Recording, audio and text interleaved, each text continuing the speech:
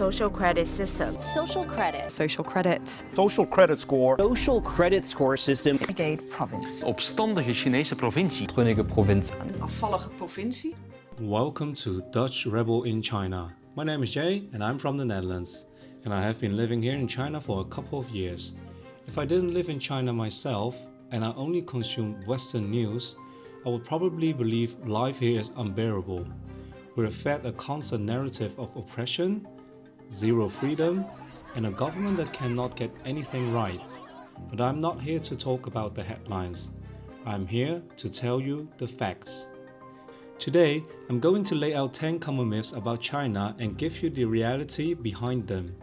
By the end of this video, you might not change your mind about everything, but you will finally have the context that is usually left out. But before we start, the support on my last video was incredible.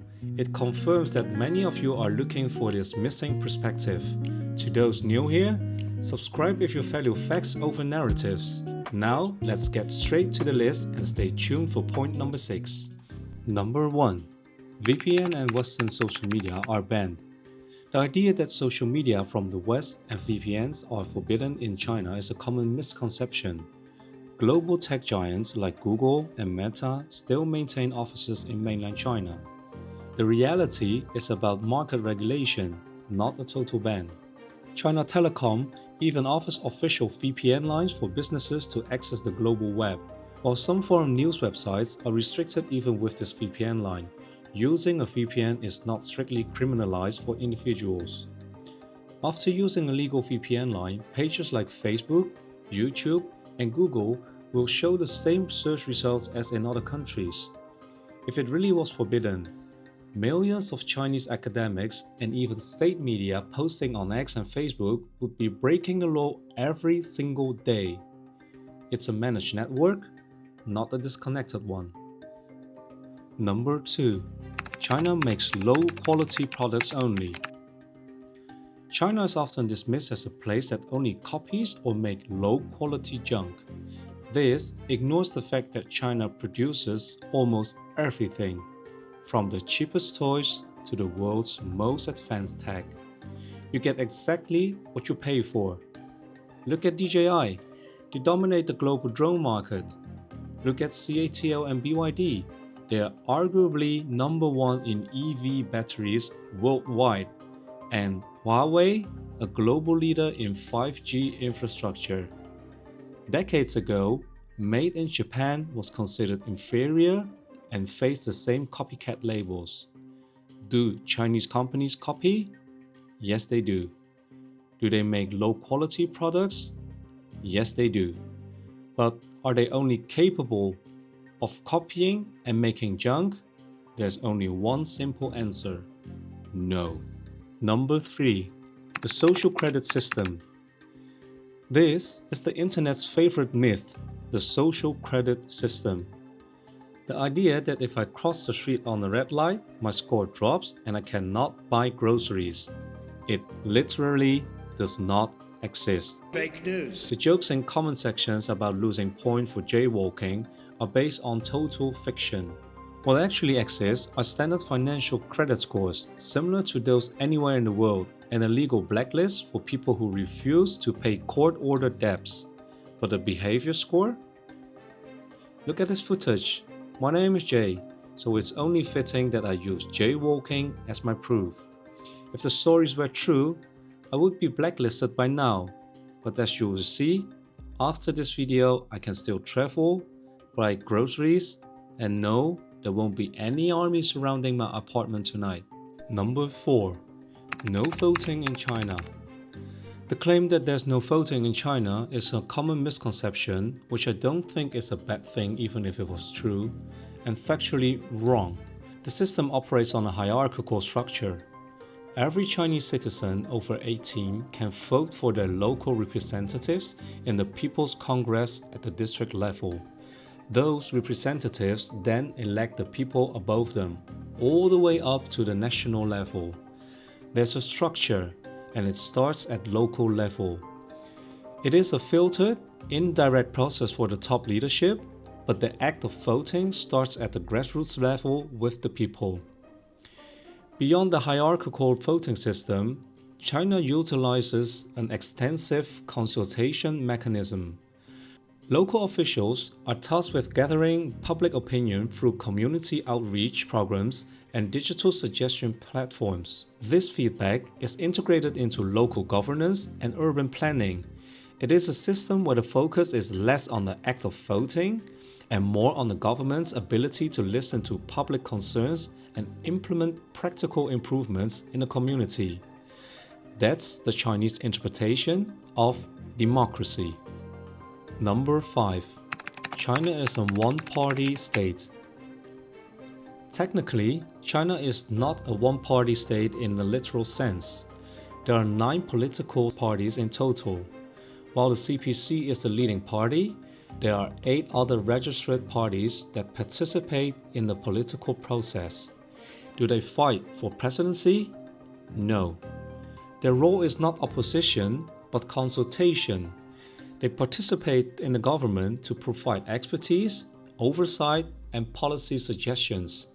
It's a model based on multi-party cooperation rather than political combat. Think of it as a board of directors with different departments working toward a single national goal, rather than 2 teams trying to destroy each other every 4 years. We are halfway through, and if you found these first points interesting, wait until we get to point number 8. I'm going to show you how media frames a single word, renegade, to create a narrative that simply doesn't exist. But first, let's look at one event everyone thinks is a total secret in China. Number 6. Chinese people don't know about Tiananmen Square 1989. It is often claimed that Chinese people are unaware of the events of 1989 due to censorship. In reality, the event is widely known, though the perspective differs from the Western narrative. The government does censor public discussion about it till today, but the information is far from hidden. People forget that at the time, Chinese state media itself provided extensive daily coverage of the protests. Add that to the millions of Chinese who study abroad, the close ties with people from Taiwan, Hong Kong, and Macau, and the widespread use of VPNs, and you'll realize there are endless channels for people to know what happened. So, why do people in street interviews often say they don't know? Because they aren't stupid. In a society that values stability, I don't know is a shield, a way to avoid unnecessary risk with the stranger holding a camera. It is a calculated silence, not a lack of knowledge. Maybe I should cover this subject in more depth in the future, to show the story from both sides. Number 7. No religious freedom. Religious belief in China is a personal choice, and it comes with a clear boundary. There are thousands of active mosques, churches, and temples across the country. However, the law is explicit. You are free to practice your faith, but you cannot proselytize, meaning you cannot promote your religion in public spaces or use it as a tool for political organizing. The restriction isn't on the faith itself, but on its expansion into public and political sphere. The government maintains a policy of state atheism, ensuring that religious activities are legally separated from education and governance. In China, the law is always above faith. It is about maintaining a secular public order and preventing religious extremism. Number 8. PRC sees Taiwan as a renegade province. Western media constantly use the quote, "PRC feels the island as a renegade province," when discussing about Taiwan. This term is virtually never used in Chinese media or official statements. The perspective from Beijing, Taiwan is viewed as a lost son, a part of the nation separated by a civil war that needs to be brought back into the fold. The language used is about reunification, not the rebel narrative often heard in the West. It is frequently a result of Western translation and editorializing rather than the actual diplomatic language used by Beijing. While the political tension is very real, the language used by the PRC is designed to appeal to a shared identity, emphasizing that they feel the people of Taiwan as compatriots, not as enemies. To understand the situation, you have to look at the actual words being used, not just the Western translation. Number 9. Ethnic genocide. When discussing claims of cultural or ethnic genocide, we have to look at the official framework of the Chinese state. A good starting point is the most common object in the country, the currency. Every Chinese banknote features 5 official languages: Chinese, Mongolian, Tibetan, Uyghur, and Zhuang. While a banknote is a symbol, it represents a deeper legal reality. It is hard to argue that the government is intent on erasing a culture while simultaneously enshrines that culture's language on the national currency for 1.4 billion people. But the support goes beyond symbols. Minority populations in China have consistently outpaced the Han majority in growth for decades. This is because they were largely exempt from the strict one-child policy and continue to receive significant affirmative action benefits, such as bonus points in the National College Entrance Examination, Gaokao.